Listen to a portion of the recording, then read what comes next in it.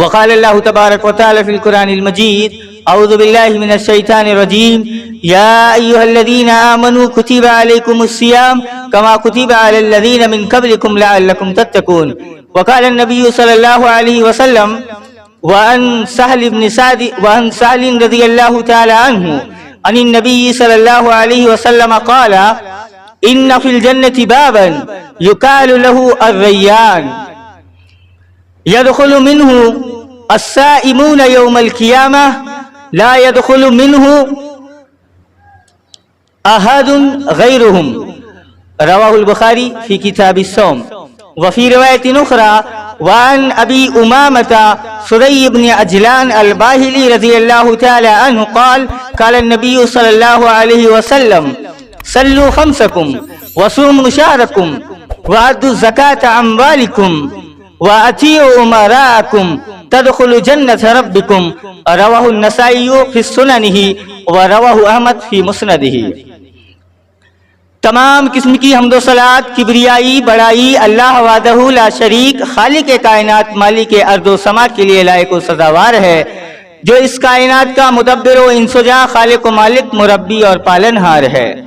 لاکھوں کروڑوں درود و سلام کا نزول ہو تمام ہی انبیاء اکرام پر، بالخصوص میرے اور آپ کے آخری نبی امام الانبیاء خاتم النبیین سید ولد آدم ناطق وحی ساقی کوثر شافی محسر فاطمہ کے بابا حسنین کے نانا آمنہ کے لال احمد مجتبی محمد مصطفیٰ مدنی کریم صلی اللہ علیہ وسلم پر. اللہم صلی علی محمد وعلی آل محمد کما صلیت علی ابراہیم وعلی آل ابراہیم انکا حمید مجید.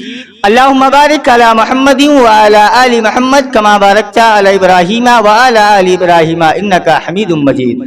سبحانک لا علم لنا الا ما علمتنا انکا انت العلیم الحکیم. محترم بزرگوں، عزیز دوستوں، پیارے بچوں، آج کے اس خطبہ جمعہ میں جس موضوع کے تحت ہم آپ حضرات سے خطاب کریں گے وہ موضوع ہے رمضان المبارک کی اہمیت، اس کی فضیلت اور اس کی فرضیت. ہر شخص ویسے تو رمضان المبارک کی اہمیت، اس کی فضیلت سے واقف ہے اور ہر سال اچھے خطیب، اچھے مقرر سے رمضان المبارک کی اہمیت اور اس کی فضیلت پر بیان سنتے چلے آ رہا ہے. محترم بزرگوں، عزیز دوستوں، پیارے بچوں اور خواتین اسلام، رمضان المبارک کا مہینہ نعمت و رحمت کا مہینہ ہے، برکت و سعادت، تلاوت و عبادت، گناہوں سے مغفرت، جہنم سے راحت اور دعاؤں کی قبولیت کا مہینہ ہے. رمضان المبارک کا مہینہ جہنم سے آزادی، گناہوں کی مغفرت، نزول قرآن کا مہینہ ہے.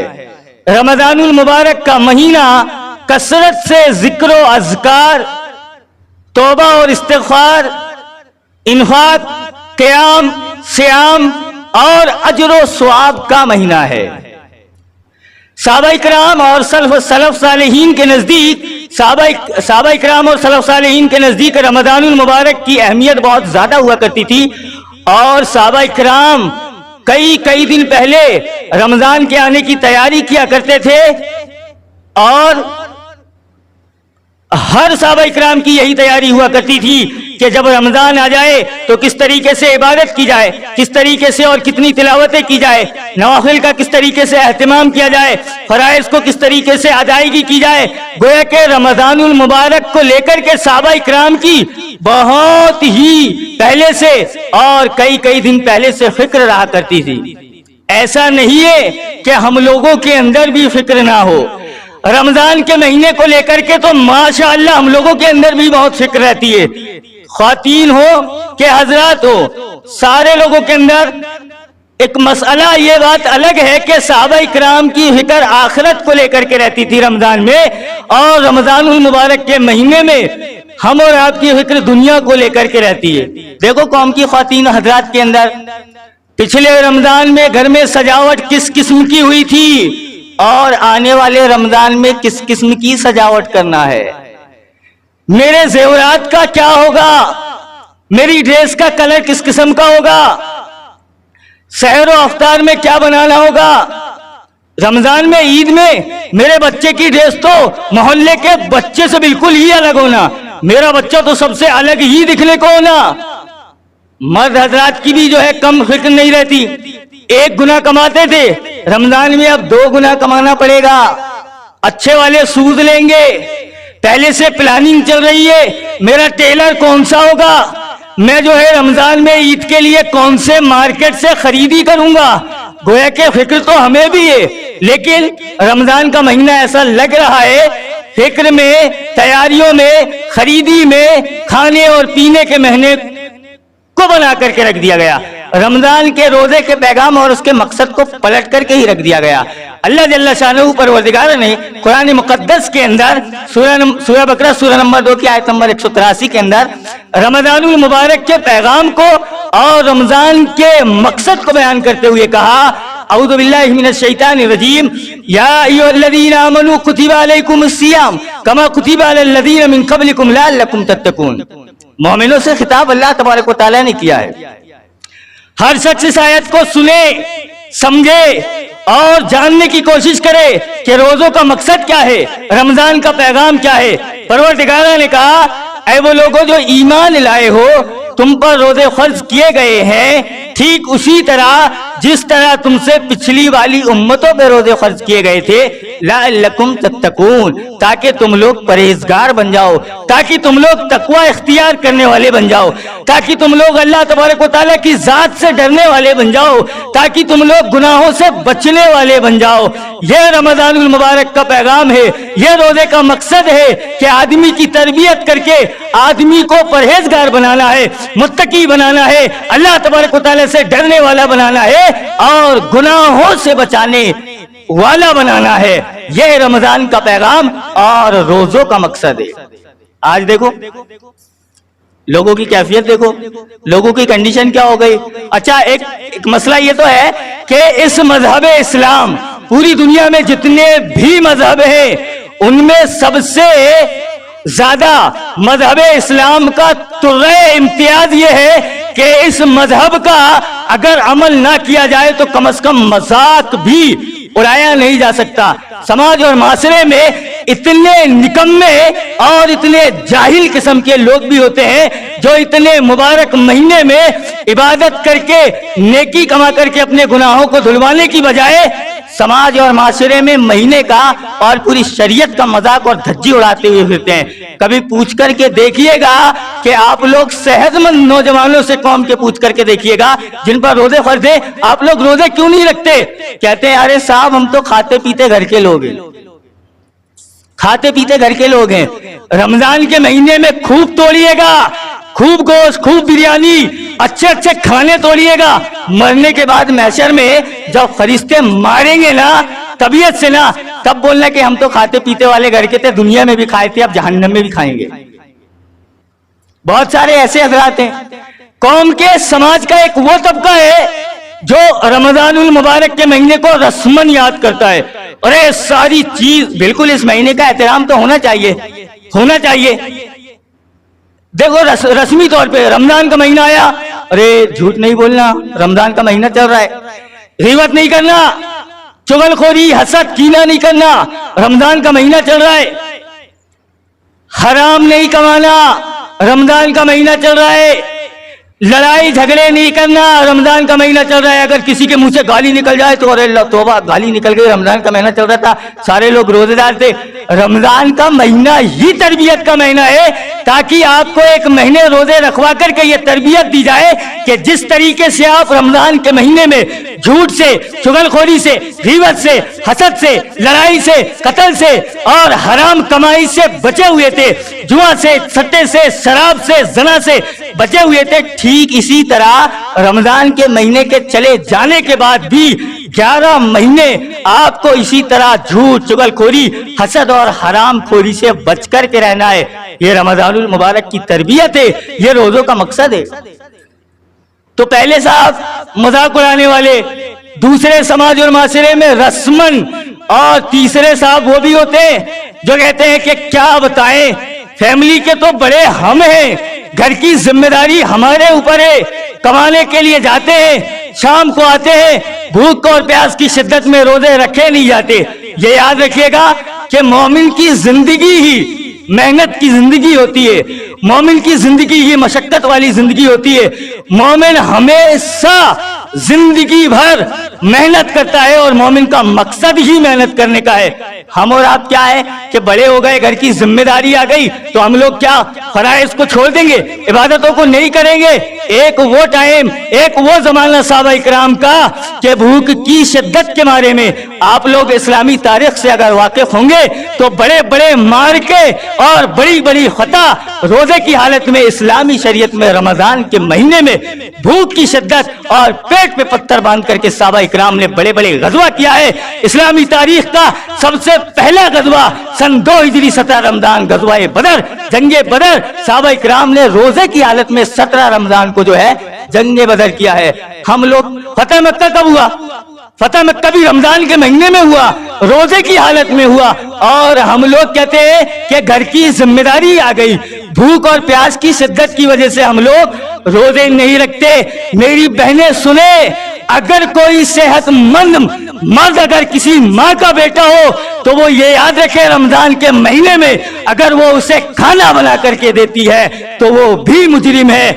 अगर कोई बीवी अपने शौहर को रोजे रखवाने की बजाय अगर खाना बना करके देती है तो वो भी गुनाहगार है। अगर कोई बेटी अपने बाप को अगर खाना बना करके देती है, सेहतमंद था, रोजे नहीं रखता था, तो वो भी मुजरिम है। अगर कोई बहन अपने सेहतमंद भाई को रमजान के महीने में रोजे रखवाने की बजाय अगर खाना निकाल कर खाना परोस करके देती है तो वो भी गुनाहगार है। ये याद रखिएगा। तो समाज और माशरे में इस किस्म के लोग होते हैं। वैसे तो रमजान मुबारक के महीने की बहुत ज्यादा अहमियत और बहुत ही ज्यादा फजीलत भी है। इसी तरीके से रोजा और रमजान के महीने में गुनाह करने के बहुत ज्यादा गुनाह भी है। अल्लाह के नबी सल्लल्लाहु अलैहि वसल्लम की एक बड़ी प्यारी रिवायत है जिसको सैयदुल मुहद्दिसीन अमीरुल मोमिनीन फिल हदीस मोहम्मद इब्न इस्माइल अल बुखारी रहमतुल्लाहि अलैहि ने सहीह बुखारी के किताबुस सौम के अंदर रावी हदीस हजरत सहल से नकल किया है। रोजेदार हजरात तो इस रिवायत को सुने कि स्पेशल मकाम, एक मखसूस दरवाजा, एक खास दरवाजा कयामत के दिन जन्नत में रोजेदार को दिया जाएगा।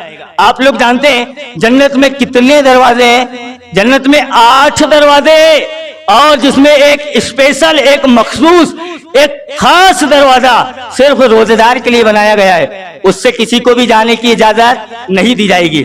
सैयदुल मुहद्दिसीन इमाम बुखारी रहमतुल्लाहि अलैहि ने हजरत सहल से इस रिवायत को नकल किया है। वान सहल रज़ियल्लाहु तआला अन्हु अनिन नबी सल्लल्लाहु अलैहि वसल्लम क़ाल इन्न फिल जन्नति बाबन युक़ालु लहु अर्रय्यान। कहा कि जन्नत में 8 दरवाजे और उनमें एक दरवाजा जो है जिसका नाम बाबुर रय्यान है।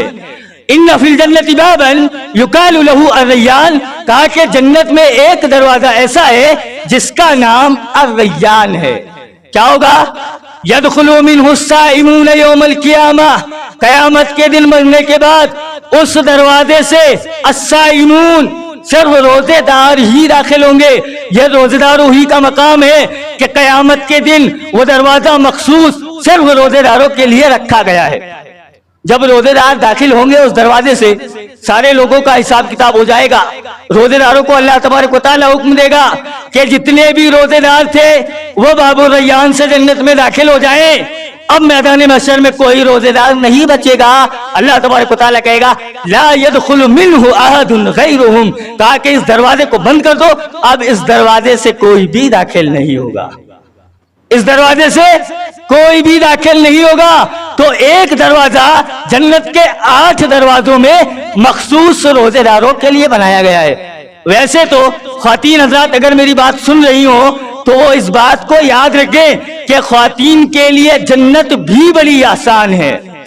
جنت کمانا خواتین کے لیے بڑی آسان ہے، مردوں میں یہ مرتبہ، یہ مقام کسی کو بھی نہیں دیا گیا سوائے ایک شخصیت حضرت ابوبکر صدیق رضی اللہ تعالی عنہ کے، لیکن عورت میں سب کے لیے یہ عام ہے۔ پیارے نبی صلی اللہ علیہ وسلم نے کہا اذا صلت المرأة خمسها وصامت شهرها وحسنت فرجها واتت زوجها قیل لها ادخلی من ابواب الجنت شئتی۔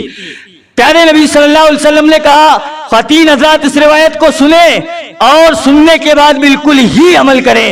کہا اذا صلت المرأة خمسها، عورت جب 5 وقت کی نماز پڑھ لے، وصامت شہرها، 1 مہینے کے روزے رکھ لے، وحسنت فرجها، اور اپنی شرمگاہوں کی حفاظت کر لے، واتت زوجها، اور اپنے شوہروں کی اطاعت کرے، قیل لها ادخلی من ابواب الجنت شئتی، قیامت کے دن ایسی عورت سے کہا جائے گا جنت کے 8 دروازے ہیں، جس دروازے سے چاہو چلی جانا۔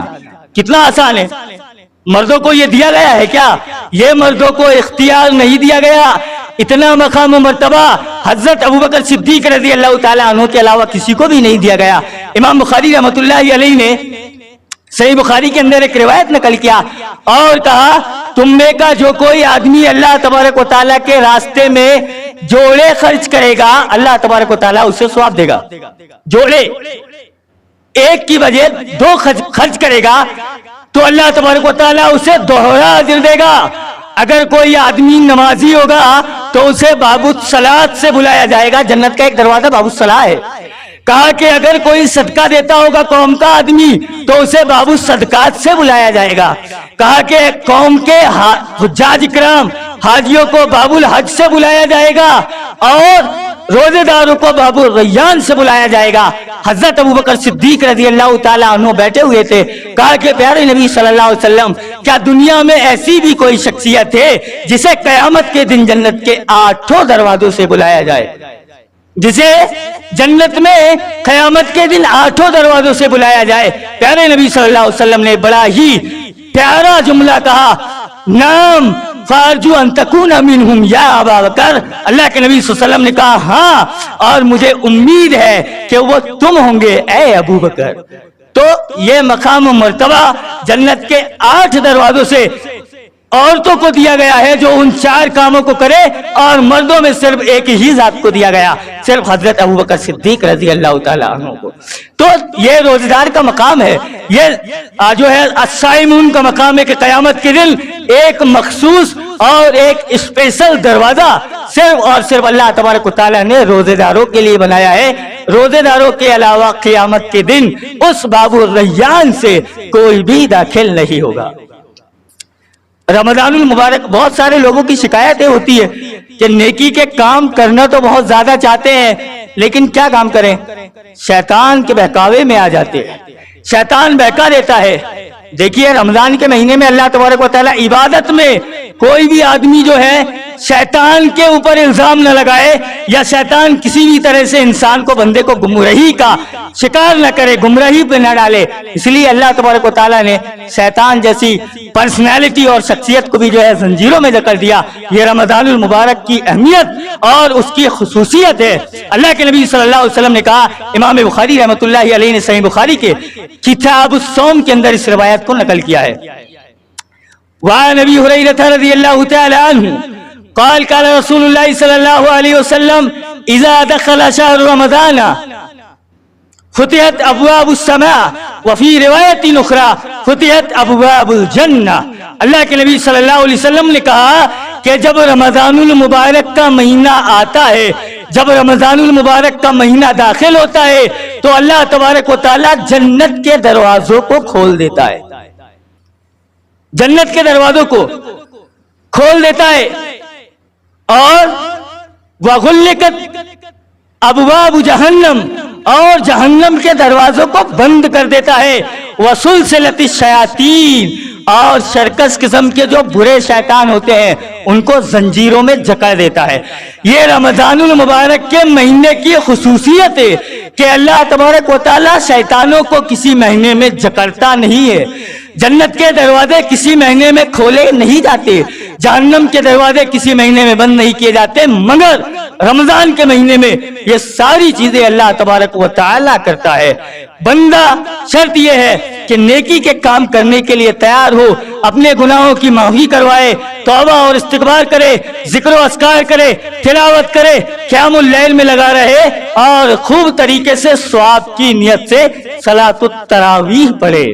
آج دیکھو لوگ تو عبادتوں میں بھی جو ہے آسانی چاہنے لگے، تھوڑی قیام جتنا زیادہ لمبا ہوگا اتنا زیادہ ثواب ملے گا، جتنا زیادہ قیام لمبا ہوگا اتنا زیادہ ثواب ملے گا۔ صلاۃ التراویح بھی اگر آپ پڑھ رہے ہیں میں اور آپ، تو ثواب کی نیت سے پڑھنے آئیے گا، تب جا کر کے اللہ تبارک و تعالیٰ ثواب دے گا۔ آدھے گھنٹے کی 45 منٹ کی اگر صلاۃ التراویح اگر تراویح کی نماز ہو جائے تو لوگوں کے تو زبانیں کھل جاتی ہیں، ارے اتنی لمبی پڑھا دیے، پہلی صورت میں یہ کر دی۔ اچھا ہمارے یہاں پر ایک چیز ہے کہ اہل حدیثوں کے یہاں، خاص کر کے اہل حدیثوں کے پاس دار القضاء دار الافتاء نہیں ہے، لیکن ان کی گلیوں میں، ہر گلی میں آپ کو مفتی بیٹھے ہوئے ملیں گے اور فوری طور پہ جو ہے زبانیں کھل جاتی ہے، فتاوے تحلیل و تحریم کے اوپر زبان کھول دیتے ہیں، ان مسائل کے اوپر جن کے اوپر زبان بڑے بڑے علماء اکرام، بڑے بڑے علامہ اور محدثین کی جماعت جس مسئلے پر خاموش ہے، اس پر جو ہے زبان ہمارے گاؤں محلے اور گلی بستی کے نوجوان بزرگ کھولتے، پتہ نہیں اپنے آپ کو کیا علامہ سمجھ لیتے ہیں۔ ایک آدمی اگر بیٹھ کر کے 45 منٹ 1 گھنٹہ موبائل میں اگر گیم کھیل سکتا ہے، 30 منٹ صلاۃ التراویح پڑھنے پر کیا ہو جاتا ہے؟ اگر ایک آدمی مسلسل یوٹیوب، واٹس ایپ، فیس بک میں اگر 1-1.5 گھنٹہ، اب تو لوگ تو جو ہے 2 GB ڈیٹا ڈلوا رہے ہیں اور جب تک ختم نہ ہو جائے تو اسی پر لگے رہتے ہیں۔ ارے آدھا گھنٹہ 45 منٹ تراویح پڑھنا ہم لوگوں کو جان پر کیوں آتا ہے؟ کیوں؟ تو یاد رکھیے گا صلاۃ التراویح اس کی جو ہے بہت زیادہ اہمیت کتاب و سنت میں موجود ہے، اور یہ رمضان کے مہینے میں اللہ تبارک و تعالیٰ اس کا اجر بہت دیتا ہے۔ ہم میں کا ہر شخص جو ہے، ہر آدمی صف اول میں آنے کی کوشش کرے اور صف اول کا ثواب حاصل کرے۔ اچھا کوئی آدمی وقت پر آ جائے اور اسے جو ہے صف اول نہ ملے تو کیا اسے صف اول کا ثواب نہیں ملے گا؟ بالکل ملے گا۔ اگر کوئی آدمی وضو کر کے اپنے گھر سے آتا ہے صف اول میں شامل ہونے کے لیے، لیکن صف اول میں اس کو جگہ نہیں ملتی اور وہ دوسری صف میں پڑھتا ہے، تب بھی اللہ تبارک و تعالیٰ اسے صف اول کا ہی ثواب دیتا ہے۔ ہر آدمی جو ہے، ہمارے استاذ اللہ تبارک و تعالیٰ جو ہے ان کی عمر جو ہے لمبی کرے، حسنات کے ساتھ پروردگارہ مرنے کے بعد جو ہے انہیں بہترین مقام دے۔ بیٹھے ہوئے ہیں مولانا محفوظ الرحمان صاحب، انہوں نے ہمیں جو ہے حدیث کے کتاب پڑھا ہے ابی داؤد، انہوں نے ایک واقعہ بتلایا تھا، بڑا پیارا واقعہ، کہ قیام کے اوپر کے امام بخاری رحمۃ اللہ علیہ نے اس واقعے کو جو ہے صحیح بخاری کے کتاب الایمان کے اندر لایا ہوا بھی ہے کہ ایک صحابیہ، ایک خواتین اتنا زیادہ قیام اللیل میں مشغول رہا کرتی تھی کہ جب آپ کو نیند آتی تھی نا، تو اونگ آتی تھی، تو وہ اپنی چوٹیوں کو اپنے گھر کی چھت کے چھپر میں جو لکڑی لگے رہتی ہے نا، اس پر کس لیا کرتی تھی، اور حبیبت و حبیب اللہ صدیق بنت صدیقہ حضرت ابوبکر صدیق رضی اللہ تعالی عنہ کی بیٹی حضرت عائشہ صدیقہ رضی اللہ تعالی عنہا اپنے گھر میں جو ہے ایک جھولا ڈالا کرتی تھی، جھولا۔ خواتین حضرات سنیں، قیام اللیل خوب طریقے سے ادا کرے۔ یہ مردوں کے بھی ظلم ہو گئے سماج اور معاشرے میں کہ خواتین حضرات کو صرف بنانے پکانے میں، افطاری سحر تیار کرنے میں لگا دیا اور عبادتوں سے بڑی دور کر دیا۔ ارے آپ دوسرے مہینے میں بھی خوب طبیعت سے کھائیے گا، خواتین حضرات کو بھی جو ہے ثواب کمانے دیجیے گا۔ خواتین حضرات اس واقعے کو سنیں کہ خواتین حضرات عمل کے معاملے میں کتنی زیادہ آگے ہوا کرتی تھی۔ حضرت عائشہ صدیقہ رضی اللہ تعالیٰ عنہ کے گھر میں ایک جھولا بنا ہوا تھا، جھولا۔ جب آپ رات میں قیام اللیل کرتی تھی اور قیام اللیل رات میں تہجد پڑھنے کے بعد جب تھک جایا کرتی تھی تو آپ اٹھ کر کے وہ جھولے پر بیٹھتی، جھولا جھولتی، تکان دور کرتی اور پھر سے آ کر کے جو ہے اس تہجد کو جو ہے کنٹینیو کرتی اور پڑھا کرتی تھی، پوری رات تہجد پڑھا کرتی تھی۔ آپ دیکھو یہ قیام اللیل صحابہ اکرام کے اندر، صحابیات کے اندر عمل کے میدان میں گھر کی خواتین حضرات پیچھے نہیں ہیں۔ ہم مرد حضرات کو تو آگے ہونا چاہیے، ہم مرد حضرات کو تو زیادہ آگے ہونا چاہیے۔ بڑی قابل مبارک گھر کی وہ خواتین حضرات جو رمضان کے مہینے میں بڑی بڑی قربانیاں دیتی ہیں، سحر تیار کرتی ہیں، افطار تیار کرتی ہیں، بچوں کو اچھے طریقے سے تعلیم و تربیت دیتی ہیں، اس کے باوجود اگر افطاری میں کوئی چیز کی کمی ہو جائے پھر ہم لوگوں کا غصہ پھول جاتا ہے۔ ان لوگوں کو بھی قیام، تراویح، صلاۃ، یہ ساری چیز کرنے دیجیے گا، نوافل، تلاوت، عبادت، ساری چیز کرنے دیجیے گا، ان کو بھی چھوڑ دیجیے گا۔ آخری حدیث بتلا کے جو اپنی بات کو ختم کریں گے، اگر سماج اور معاشرے میں رمضان کے مہینے کو پانے کے باوجود کوئی آدمی روزہ چھوڑ دیتا ہے، اس کا انجام کیا ہوگا؟ ابن خزیمہ کی روایت ہے، اللہ کے نبی صلی اللہ علیہ وسلم نے بیان کیا کہ ایک مرتبہ میں سو رہا تھا، ایک مرتبہ میں سو رہا تھا، میرے پاس دو لوگ آئے، میرے کاندھے کو پکڑا، میرے بازو کو پکڑا، اور پکڑنے کے بعد مجھے ایک پہاڑ کے پاس لے کر کے گئے اور مجھ سے کہا کہ محمد صلی اللہ علیہ وسلم اس پہاڑ پر چڑھو۔ میں نے کہا کہ میں اس پہاڑ پر نہیں چڑھ سکتا، یہ میرے لیے بڑا دشواری کا کام ہے۔ کہا کہ ہم آسان کر دیتے ہیں۔ بہرکیف اللہ کے نبی صلی اللہ علیہ وسلم کو اس پہاڑ کی چوٹی پر چڑھایا گیا۔ اللہ کے نبی صلی اللہ علیہ وسلم نے خطرناک چیخے، خطرناک آوازیں سنا، اور جب یہ آوازیں سنا تو ان سے سوال کیا، کہا کہ یہ کس چیز کی آواز ہے؟ انہوں نے کہا کہ یہ جہنمیوں کی چیخ اور ان کی پکار، ان کی تڑپ ہے۔ تھوڑا آگے بڑھا، اللہ کے نبی صلی اللہ علیہ وسلم نے کہا کہ میں تھوڑا آگے بڑھا، میں نے کیا دیکھا کہ کچھ لوگ اوپر کچھ لوگ الٹے لٹکے ہوئے ہیں، ان کے پیر اوپر کی طرف ہے اور ان کے منہ نیچے زمین کی طرف ہے، ان کو الٹا لٹکایا گیا ہے، اور الٹا لٹکانے کے ساتھ چھوڑ نہیں دیا گیا ہے۔ کبھی 2 منٹ کے لیے نہیں، 2 سیکنڈ کے لیے الٹا لٹک کر کے دیکھیے گا۔ کہا کہ الٹا لٹکایا گیا ہے اور ان کے جبڑوں کو چیر اور پھاڑ دیا گیا ہے، جس سے خون بہ رہا ہے۔ جس کسی حضرات نے بکری جانور کو ذبح ہوتے ہوئے دیکھا ہے، جب اس کی گردن میں چھری چلائی جاتی ہے اور جب تیزی کے ساتھ خون نکلتا ہے تو کس طریقے سے اس کی نسیں فڑفڑاتی ہیں اور کتنی تکلیف اور شدت کی وجہ سے وہ مرتی ہے، دیکھا ہے نا؟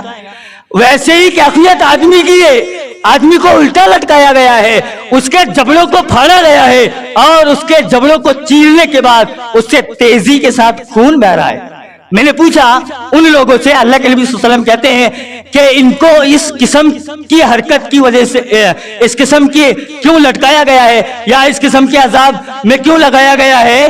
تو وہ جو تھے سید الملائکہ جبریل ہو یا دوسرے فرشتے جو بھی ہوں، انہوں نے ایک جواب دیا اور کہا یہ وقت سے پہلے روزہ توڑ دیا کرتے تھے۔ پورے محدثین اکرام یا جو بھی علماء اکرام ممبر و محراب اور اسٹیج سے بیان کرتے ہیں، چاہے اس اہل چٹکا کی بستی کا مجھ جیسا چھوٹا سا طالب علمی اگر اس روایت کو بیان کرتا ہے تو وہ یہی کہتا ہے کہ وقت سے پہلے افطار کو توڑ لینے پر اتنی سخت سزا اور تکلیف میں مبتلا کیا گیا ہے، تو قوم کے وہ حضرات سوچیں جو ماہ رمضان میں پورا کا پورا مہینے کا روزہ توڑ دیتے ہیں، پورا کا پورا مہینے کا روزہ چھوڑ دیتے ہیں۔ اس روایت سے سارے علماء اکرام نے روزہ چھوڑنے کی دلیل پکڑا ہے اور کہا ہے کہ قوم کا کوئی بھی سماج کا شخص صحت مند ہونے کے باوجود اگر اس کے پاس عذر شرعی نہ ہو اور اگر وہ روزہ چھوڑتا ہے، قیامت کے دن اس شخص کو جہنم میں الٹا لٹکایا جائے گا، اس کے جبڑوں کو چیرا اور پھاڑا جائے گا اور منہ سے اس کے خون کو بہایا جائے گا۔ اللہ یہ کہ کوئی شرعی عذر ہو، جیسے گھر کی خواتین حضرات ہوا کرتی ہیں حیض و نفاس یا پیریڈ کے معاملے میں، ایک شرعی عذر اگر ہو، اس کے علاوہ کوئی آدمی اگر چھوڑے تو فرشتے اس کو نہیں چھوڑیں گے۔ سماج اور معاشرے میں تو ایک عجیب چلن بن گیا ہے، ارے بچہ چھوٹا ہے، 12ویں پڑھ رہا ہے، ابھی 12ویں ہو جانے دو، اس کے بعد جو ہے اس سے روزہ رکھوائیں گے۔ 12ویں میں تو بچہ 18 سال کا ہو جاتا ہے، اسلامی شریعت کے حساب سے 10 سے 12 سال میں بالغ ہو جاتے ہیں۔ 8 سال کا حساب فرائض کا کون دے گا؟ والدین دیں گے۔ اچھا، رمضان کے بعد، عید کے بعد اگر گھر میں کسی خواتین کا نکاح ہو تو گھر کے لوگ بولتے ہیں ارے ان سے روزہ مت رکھوائیے گا، لڑکی تو بڑی نازک ہے، جب سسرال جائے گی تو وزن کم ہو جائے گا، سسرال کے لوگ کیا کہیں گے؟ آپ ٹینشن مت لیجئے گا، سسرال کے لوگ کچھ بھی نہیں کہیں گے، ससुराल के लोगों की नजर लड़की के जिस्म पे नहीं होती, बल्कि लड़की के घर के लाए हुए सामान पर होती है। आप लड़की को कितना ही तंदुरुस्त, कितना ही खिला पिला करके वजन बढ़ा दीजिएगा, ससुराल वालों की नजर कभी भी लड़की की जसामत पर, लड़की की जिस्मानियत पर, या कभी भी लड़की के हुस्न जमाल पर नहीं होती, बल्कि लड़की ने कितना सोना लाया है, कितने बर्तन लाया है, कितने कपड़े लाया है, कितना सामान लाया है, इसी चीज पर रहती है। लड़की को खूब अच्छे तरीके से रोजा रखवाएं। और सबसे बड़ी चीज ये कि कोई भी आदमी इस बात पर यह शिकायत ना करे कि रमजान के महीने में रोजा रखने पर वजन कम हो जाता है। काहे को वजन कम होता है?